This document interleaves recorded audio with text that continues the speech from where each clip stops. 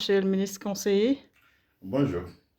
vous avez appris en tout cas la nouvelle du chef de l'État de tenir le 28 prochain Mhm. la dernière, en tout cas, réunion des conseillers des ministres à Tambacounda. Sur ce, quelle lecture en faites-vous? Merci beaucoup. Je pense que la décision du chef de l'État de tenir le dernier Conseil des ministres dans la région de Tambacounda est un honneur pour nous, les fils du terroir. Et je pense que c'est une excellente nouvelle pour nous parce que c'est une opportunité pour nous d'accueillir le président de la République, le président de tous les Sénégalais.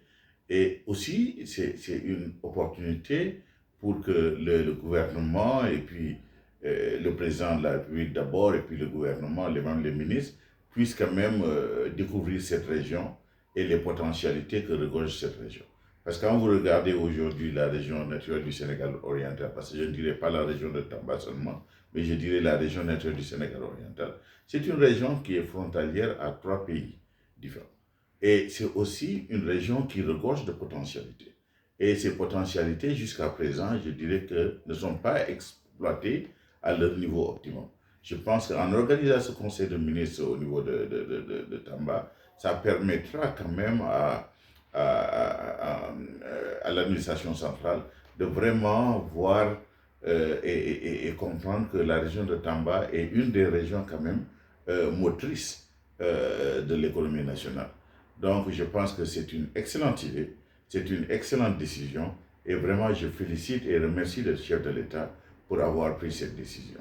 Et au-delà de ça aussi, il faut que nous puissions quand même le souligner, que ça permettra, par exemple, au gouvernement de pouvoir quand même pallier à certains déficits que la région du Sénégal oriental est en train de vivre.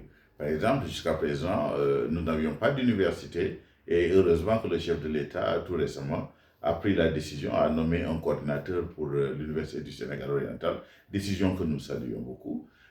Aussi, nous voyons aussi que quand vous parcourez cette région naturelle, de Koupantoum jusqu'à Kédougou, vous voyez que nous vivons les mêmes problèmes. Nous avons des problèmes de chômage au niveau de nos jeunes, nous avons des problèmes que rencontrent nos dames. Donc je pense que c'est une occasion pour le gouvernement